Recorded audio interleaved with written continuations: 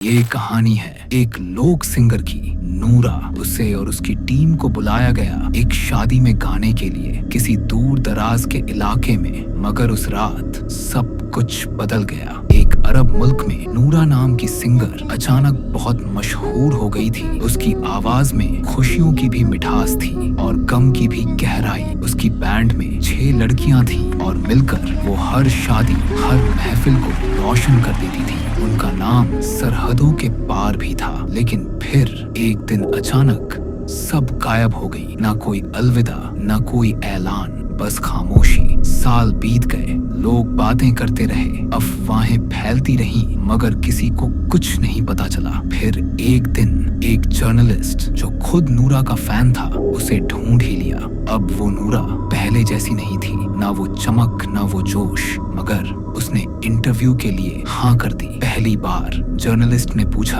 आपने गाना क्यों छोड़ दिया? नूरा बोली, पक्का जानना चाहते हो? उसने सर हिलाया। तो सुनो और वादा करो, एक भी लफ्ज नहीं बदलोगे। उसने वादा किया और नूरा ने शुरू किया फोन कॉल। एक दिन एक औरत का कॉल आया। आवाज बहुत डरी हुई थी। नूरा बीबी, मेरी बेटी की शादी है आज रात। आपकी आवाज सुनने की तमन्ना थी उसे, बस आप ही गाओ। मैंने माफी मांगी, आज मुमकिन नहीं, हमारी छुट्टी का दिन है। मगर वो औरत रोती रही, गिड़गिड़ाती रही, कहने लगी, बेटी कहती है आपकी आवाज ना हो तो शादी अधूरी है। मैंने मान लिया। हवेली का सफर, हम रात को निकले। जो पता मिला था वो बहुत दूर किसी सुनसान जगह पर था। जब हम पहुंचे तो एक आलीशान हवेली सामने थी। रोशनी, सजावट, हंसी, बच्चे, खाना, जैसे किसी बादशाह की शादी हो। दुल्हन की माँ सामने आई, काले कपड़ों में, जो शादी के लिए अजीब था मगर बड़ी प्यारी और शुक्रगुजार लगी। फिर कई लड़कियां आईं, हमें गले लगाया जैसे बरसों की जान पहचान हो। हम खुश हुए, मगर फिर भी कुछ तो अजीब सा था। मेरी एक बैंड वाली बोली, नूरा दीदी, इन लोगों के हाथ एकदम सूखे लगे और चेहरे जैसे बर्फ से बने हो। मैंने कहा, छोड़ो ना, वहम है, चलो काम करो। दूल्हा आया, मगर उसका लिबास अजीब था। दुल्हन ने काला लहंगा पहना हुआ था, उस पर सफेद निशान, अजीब से सिंबल्स। स्टेज पूरा लाल कपड़े से ढंका था। दूर से देखो तो जैसे कोई बड़ा सा मुंह खुला हो। दूल्हा दुल्हन एक दूसरे को देख भी नहीं रहे थे, जैसे जबरदस्ती हो रही हो। हमने 3 गाने गाए, तालियां बहुत मिली, मगर मेरा दिल बहुत बेचैन हो गया। मैं ऊपर गई चुपचाप, ताकि थोड़ा सुकून मिले। दूसरी मंजिल पर एक कमरा मिला। बाकी हवेली तो बड़ी अमीर लगती थी, मगर ये कमरा जैसे बरसों से छोड़ दिया गया हो।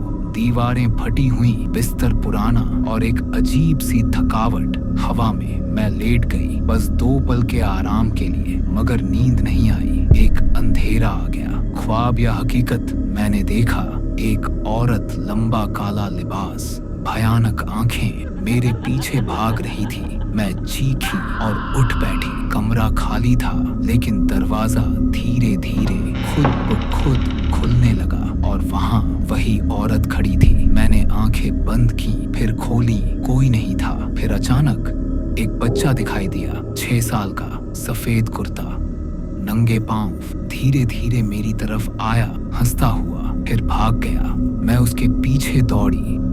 मैं हॉल में कदम रखते ही महसूस कर रही थी कि ये जगह कभी खत्म नहीं होने वाली। हर कदम पर हॉल की दीवारें अपनी जगह बदलती लग रही थी। दूर एक बच्चा सीढ़ियां चढ़ते हुए ऊपर चला गया। मैं भी उसके पीछे बढ़ गई। तीसरी मंजिल पर मुझे तुरंत अजीब और डरावना एहसास हुआ। ये जगह बाकी मंजिलों जैसी नहीं थी। ज्यादा अंधेरी, ज्यादा ठंडी, दीवारें भूरी और टूटी हुई थी। एक बदबू आ रही थी, जैसे कोई चीज सड़ चुकी हो। रोशनी बहुत कम थी। मैंने देखा बच्चा एक दरवाजे के पास खड़ा था। उसने मेरी तरफ देखा और तुरंत अंदर चला गया। मैं दरवाजे तक पहुंची, लेकिन दरवाजा बंद था। मैंने खटखटाया, कोई जवाब नहीं आया। जैसे ही मैं मुड़ने लगी, किसी ने मेरे पांव पकड़ लिए। मैं चीखी। जब मुझे जमीन पर घसीटा गया, मेरी चीखें हॉल में गूंजी। फिर एक भारी गैर इंसानी आवाज आई, गाओ, मुझे तुम्हारी आवाज पसंद है। तुम कौन हो? मैंने चिल्लाया। डरो मत, कोई अपनी मौत से पहले नहीं मरता। फिर घसीटना रुक गया। आवाज धीरे हुई, वफादार दोस्त। जैसे ही मुझे छोड़ दिया गया, मैं तुरंत उठी और नीचे भागी। हॉलीवुड जैसी हाँफती हुई, डर से कांपती। नीचे सभी लड़कियां एक जगह बटी थी। बीच में शाम्स थी, कांपती। उसका चेहरा पीला, आंसू बह रहे थे। मैंने उसके पास बैठकर पूछा, क्या हुआ? शाम्स ने कहा, तुम बहुत देर हो गई थी। मैं तुम्हें ढूंढने ऊपर गई। मैंने तुम्हें सीढ़ियां चढ़ते देखा, लेकिन जब मैं वहां पहुंची तुम कहीं नहीं थी। ऊपर का माहौल अजीब था। हवा भारी थी, जैसे कोई देख रहा हो। दीवारों पर चेहरे थे, मोड़े हुए, दर्द में। मैंने सांस लेने की आवाज सुनी। मैंने दरवाजा खोला। कमरा खाली था, लेकिन जब मैं मुड़ी, एक साया कवीने में खड़ा था, बिल्कुल स्थिर। मैं हिल नहीं सकी। फिर मैं अपने आप उसके पास चली गई। जब मैं पास पहुंची, मेरे अंदर तेज गर्मी दौड़ गई। उसकी आंखें सफेद चमक रही थी, चेहरा धुंधला। उसने कहा, मैं तुम्हारी आवाज को सुनना चाहता हूँ। मैं दौड़ी। रास्ता घूम रहा था। फिर एक आदमी आया, चिल्लाया, यहाँ क्या कर रही हो?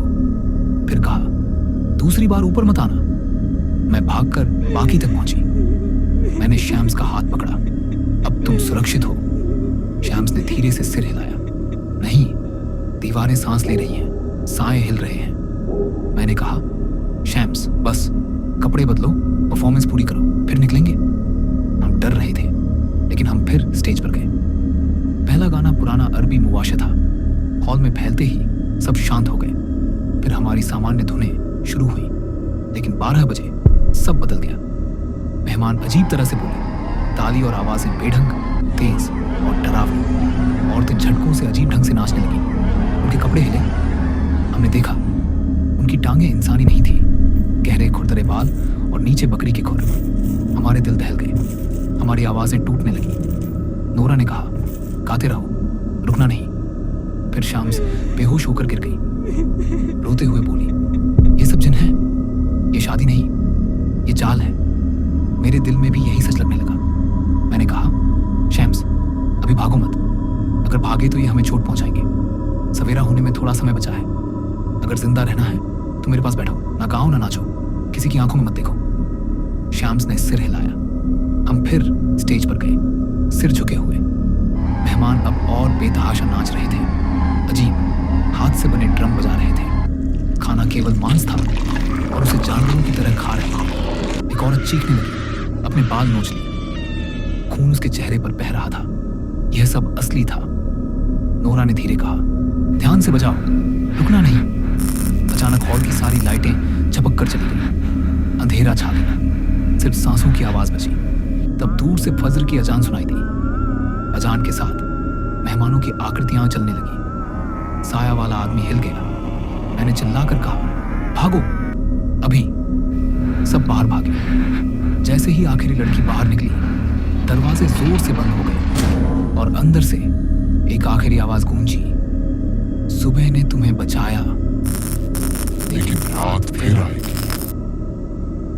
हम हांफते, कांपते बाहर खड़े रहे, जिंदा मगर हमेशा के लिए बदल चुके।